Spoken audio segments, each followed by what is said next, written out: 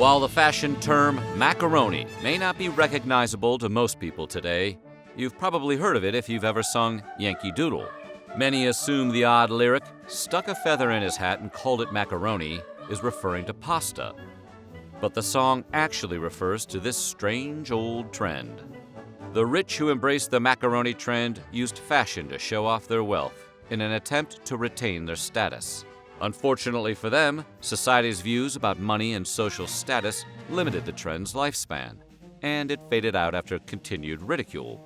As a result, macaroni fashion is remembered today primarily as a joke. You look like a badger. Today, we're going to take a look at why macaroni fashion was so ridiculous we still make fun of it centuries later. But before we get started, be sure to subscribe to the Weird History channel and let us know in the comments below what other historical fashion-related topics you would like to hear about. Okay, let's bite into some delicious, cheesy macaroni fashion. Rich people living to show off their wealthy lifestyle goes back to the dawn of human civilization, and the Macaronis embraced this custom. And through their sense of fashion and behavior, they attempted to craft an image that would display their societal value. For members of the lower class, however, the image the Macaronis created was an unattainable goal, as they simply couldn't afford to pull off the look. Macaronis knew this, and instead of being classy about it, they took every opportunity to dunk their carefully curated images in the faces of the poor by making their outfits as elaborate as possible. Their giant wigs and fancy clothing established them as an exclusive group, while reminding the impoverished that they would never be able to know such luxury or elite status. Europeans had used wigs to cover baldness and deter lice since the 16th century, but macaroni followers exaggerated those wigs to ridiculous heights. Some men even wore tiny hats on top of their giant wigs, and many styles featured curls or pigtails flowing down the sides or back. Macaroni wigs were often compared to the wigs worn by women, which were decorated with so much ornamentation, people joked the wearers would have to sit on the floor in order to fit inside their carriages. Others mocked the macaroni wigs through comic illustrations that depicted towering hairdos, which sometimes needed help to be held upright. Because these wigs were obviously more ornamental than practical, they gave their wearers an air of arrogance. You'd think that would be a bad thing, but the wealthy embraced it when comparing themselves to the lower classes. Just rich jerks being rich jerks. Macaroni adopters needed to make a statement wherever they went, and to do that, they typically wore striped stockings, tight-fitting pants, and long-tailed coats that hugged the body. They embraced fancy, expensive materials like lace and silk, and they experimented with the use of bright colors, which wasn't really a thing at the time. These men also used excessive powder on their faces and carried fancy walking sticks. Not because they needed any help walking, it was because they thought it looked pretty sweet. On their feet, the men wore stylish yet impractical footwear known as winkle picker shoes. Decorated with buckles and shaped to have pointed toes, these shoes were considered stylish, despite the fact they made walking pretty difficult. Maybe they did need that walking stick. While many people of the era thought the look was just plain silly, the style was intended to show off the wearer's embrace of decadence and his willingness and resources to adopt artificiality for the sake of fashion. Oh, what fashionable foot bindings. Macaroni culture wasn't just a fashion style, it was a way of life. Macaronis had money and enjoyed showing it off by spending much of their time in fashionable locations and partaking in fashionable activities. How fashionable! Card games and gambling became popular, especially when the activities took place in the most popular hotspots around town. For example, the masquerade balls held at London's Pantheon were a popular gathering spot for macaronis, since they could mingle with the other members of English high society, who also attended the lavish events. Because they had money and wanted to use it as proof of their elitism, macaronis deliberately led carefree lives that mirrored their highfalutin fashion sense. While macaroni fashion may have begun as a way for the elite to visually distinguish themselves from the lower classes, the trend didn't remain limited to the upper class for long. However, as the style spread to other classes, people increasingly frowned upon it. Eventually, like most trends that celebrate uniqueness but then become adopted by the masses, the macaroni fad got played out. Before its demise, however, a wide variety of people had already adopted the trend. This led to subsections of the style in virtually every class and profession throughout Europe. Macaroni dancing masters emerged, as did macaroni parsons, turf macaronis, and Grub Street macaronis, which sounds like a Zydeco cover band. The variety of macaroni followers actually sped up the trend's demise, since the variety of macaronis in Europe became more comical than their outfits.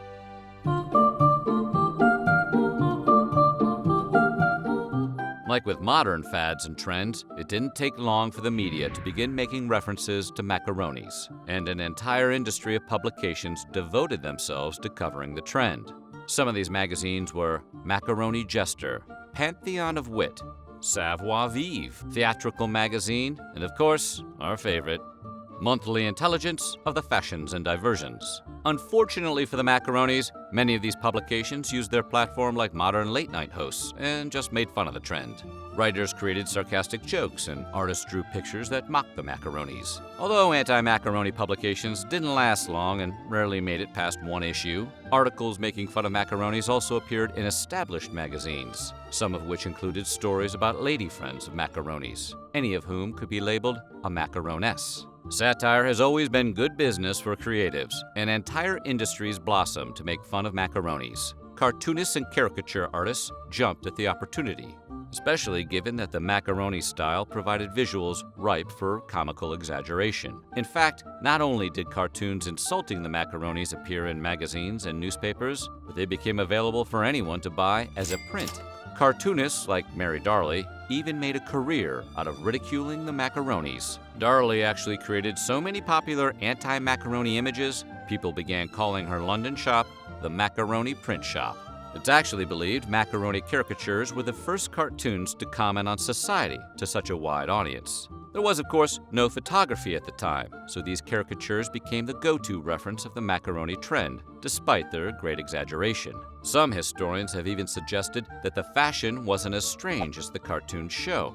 But since there aren't really any other visual references of the trend, the cartoon images are what became fixed in people's minds. The macaroni trend was mostly mocked because it was associated with the rich, and specifically, the pompous rich. However, it also increasingly conflicted with the changing ideas of masculinity.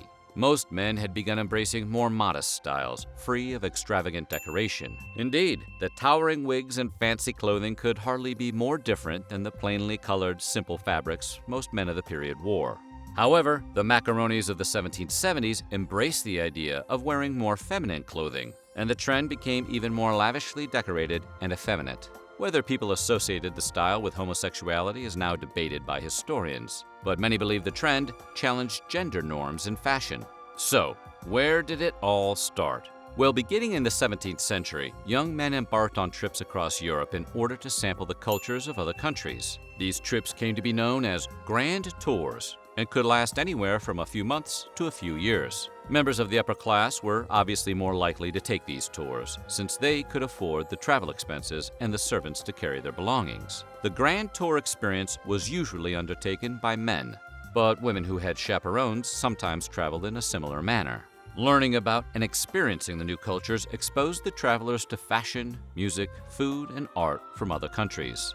Like many people throughout history, some young men liked what they saw enough to copy it, especially the fashions they witnessed in Italy and France. It was these men and their love of foreign fashions who would sow the seeds of what eventually became macaroni. Not that macaroni grows from seeds, but you know what I mean.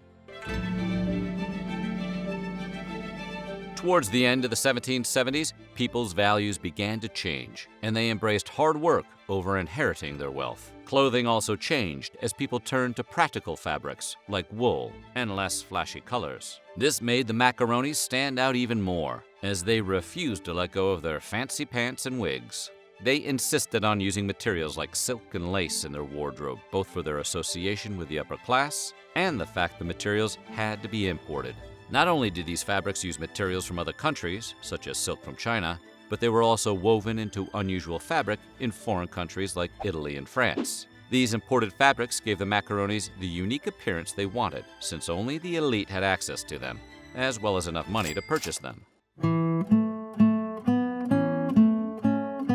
According to the famous rhyme, Yankee Doodle stuck a feather in his cap and called it macaroni. The words can be confusing because most people, like me, never could understand how a feather could look like pasta. But to the enlightened, as you are now, we can see this actually refers to the macaroni fashion trend. The rhyme originated with the British, who wrote it as a ridicule of Americans, whom they saw as simpletons that believed they could just stick a feather in their hats and pass themselves off as macaronis. However, American revolutionary soldiers decided to embrace the put-down and redefine its meaning, eventually elevating it to an anthem meant to inspire patriotism. I'm rubber and you're glue. This worked so well, American children still learn Yankee Doodle to this very day. Take that, England! The macaroni is a tasty pasta versus the macaroni is a tasteless fashion use of the word macaroni is confusing. What gives? Well, back in the 1700s, macaroni was not the food item now commonly associated with poor college students. Rather, it was a pasta exclusive to Italy and little known outside of the country. During their grand tours, young men traveling through Italy experienced the dish and enjoyed it so greatly they brought it back home with them. The name became associated with the style sometime in the 1760s, since the young men who adopted the dress and lifestyle were also fans of the pasta and thought it was the epitome of good taste. In 1772, Town & Country magazine explained the association with macaroni, writing, "Italians consider this as the summum bonum of all good eating, so they figuratively call everything they think elegant and uncommon macaroni." There you go, now you know, and I'm hungry. So what do you think? Macaroni fashion, cheesy or cheese-tastic? Let us know in the comments below, and while you're at it, check out some of these other videos from our weird history.